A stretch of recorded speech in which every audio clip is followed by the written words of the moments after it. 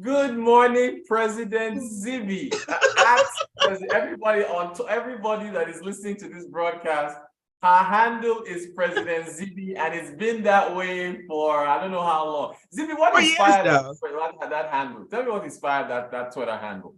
Okay, I was working at a different station at the time, and my co-anchor and I were having a conversation about the state of things. And someone said, "You know what, Zibby? I wish you could run for president. I'd vote for you." So it was a bit of a joke, really. And I changed my handle just for fun, and somehow it just stuck. And everyone started calling me President Zibby.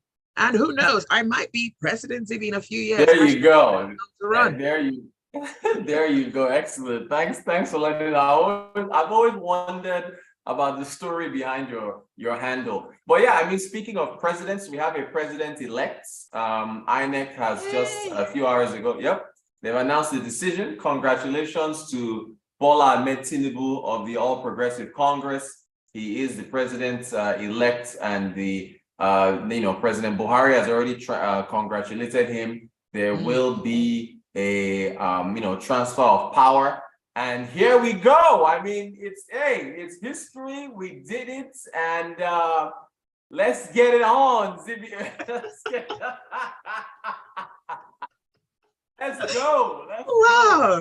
It feels a bit like, when a pope passes and they go through the whole process of trying to get a new pope, the elections that happen. And then, when you see that white smoke coming out of the chapel, and then you hear we have a pope. It's one of those moments, isn't it? Exactly. That's how it is. So now the work begins. There's a whole lot that President-elect Tinubu has to address in terms of our economy.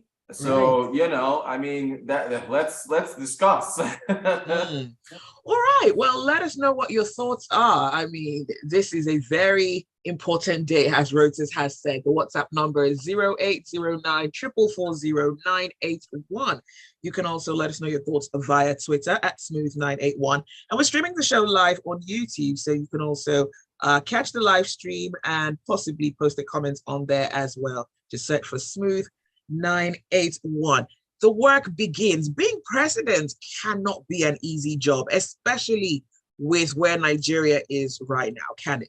Oh, you said it, Zibby. You said it. There are a lot of things on his list that he needs to get to. He's got 4 years to try to make some type of promise. We have his manifesto. He's made a bunch of promises. So my goodness, the work begins. I understand. I saw somewhere that he was going to announce a cabinet within 3 weeks. I don't know if that is factual, but I know that he has to have a cabinet as quickly as possible. So he's got to hit the ground running. I know he's well known for putting together teams of smart people. So Tinubu does know he knows how to identify. He did that while he was governor of Lagos. He knows how to identify talent. So we do not want a repeat of Buhari taking 6 months to announce a cabinet. Yeah, so, he's talked a lot about how he transformed Lagos and how he's going to do that for the country. So we need some really smart people, Zibby, in a number of key ministerial positions, and we need to get going. It's on. Wow. Rotus, you're so pumped up. Like, yes, I'm so ready for this. You and I and Smooth FM, we are sharing a historic moment. We are one of the first radio broadcasts to be live on air in the era of the new president. So, I wish we had 30 minutes or 1 hour. Freshly Pressed is going to be lit this morning. It will. All right. So what do you think would be a priority for the president-elect? He said it's security. It's security. I think it's on page 1 of his manifesto. We have a security issue. We've talked about insecurity, how it affects tourism, how it affects investments, how it affects just, safety of its citizens. That is the number 1 priority of every government. I think he supports state police. I need to go back and check the manifesto again. I think he supports state police. If I'm wrong, I'll go back and check, because now I'm going to be flipping through his manifesto now for the rest of this year. But I think he supports state police. So how does he fund, if I'm correct? And any of our listeners out there that have followed his manifesto, let me know. But I think he supports state police. So how do you fund state police? He says he wants to beef up the military. So security is his #1 priority. Let's see how he gets that going. Okay, Benga says, so we have a new president-elect. I agree it is on. The next president cannot afford to fail. If he does, we will all suffer the consequences. Let's talk about the economy, Rotus. Oh, boy. Zibby, where do we start with the economy? Where do we start with oil? He promised that he's going to raise oil production to 4 million barrels per day. How he does that, historically, we've not done more than 2.1, 2.2 over the last how many decades. So how he does that, he's going to have to address oil theft. He's going to have to create jobs. He talked about student loans. He made this promise on student loans way back in 2015, saying that they're going to fund student loans. I mean, revenues, debts, there's just so much on the economy. But I think the key thing is he has to reverse this jackpot trend. He's got to instill confidence in the youth of Nigeria. He's talked a lot about the youth of Nigeria. We'll see what his cabinet looks like. And he's got to get people confidence in Nigeria to turn around and return to the country. So let's see what he does. But the economy, we could talk about that for the rest of the day. I mean, he's got that much on his plate. All right, revenues, something very important. Let's delve into that, please.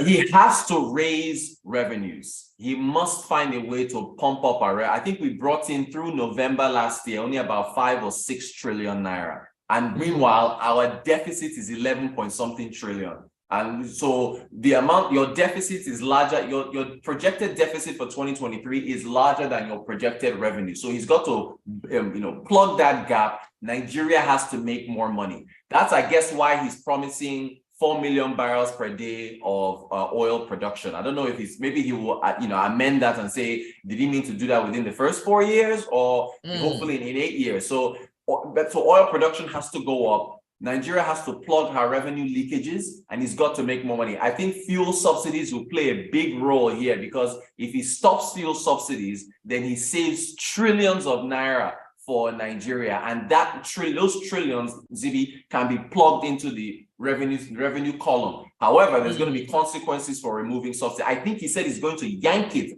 Maybe he amends it and says, I'll do it in stages, or rip it off at once. So that's another big one for him. Subsidies. Okay. Exactly. Benga says, the greater task is for the people not to go to sleep and maintain the energy they showed in these elections. We have to go through his economic policy with a tooth comb and challenge everything. All right. Matthew Afolabi says, I think he talked about encouraging organizations to employ more workers and relieving them of some taxes. I actually believe this can help reduce unemployment. Okay. Adiola says, Nigeria has won state policing, education, revenue, and health. All right. Thank you for your message. Right. All right. Just to let us know what your thoughts are. 0809 4440981 is the WhatsApp number. You can also tweet at Smooth981 or catch the live stream on YouTube. It's Smooth981 on YouTube. And we are talking about the dawn of a new day. There have been a lot of reports of the challenges that Nigerians across the country faced while going to the polls. Where do we go from there on? So there's that. I think that ties into insecurity, but there's also the challenges that he might face from the opposition parties. I mean, INEC has said that we'll address that once this declaration has been made. So I guess maybe that goes to an election tribunal, and we'll see how that works. I remember about 9 political parties walked out of the process yesterday or the day before yesterday. There was a joint press conference with, I think, the PDP, LP, and the ADC or so. So we'll see how that process works, because INEC, remember, we talked about it on the show. Everybody's been talking about INEC. They dropped the ball. They didn't handle this process efficiently. So how does he transform INEC? How does he try to get INEC to be more efficient for the next election when he's running for re-election? So that's also a big thing that needs to be sorted out. Do you just outsource INEC or outsource their election capabilities or responsibilities to somebody else? That's another thing that we look at. Right. So I'm curious about this. Do you think that the president-elect can be a unifier, build a bridge to everyone who might feel a certain way, and get everyone to... Probably the most important question of the day. Probably the most important question of the year ever, right? Nigeria is divided. If you add up the votes for Labour Party, because Labour Party got about 6 million, 6.1 million. I think PDP got about 6.4, is it 6.9? NNPP got about 1 million. 6 plus 6 is 12, plus 1 is 13 million. The APC got 8 million votes. So you can look at it another way and say 13 million, majority of the people who cast their votes in this country voted against the ruling party. Because you remember in 2019, President Buhari had an absolute majority. He had 15 million votes. Atiku had 11 million. All the other parties had like less than 100,000. So even if you added that together, that was 11.1 million. Buhari had the absolute majority. Buhari had a mandate. He had the majority of the country on his side. Tinubu does not have that if you break down the vote. So, and while divided, it was an election that stirred up ethnic and religious sentiments. And so he's got to, as you said, very important. That has to be one of his first things he mentions.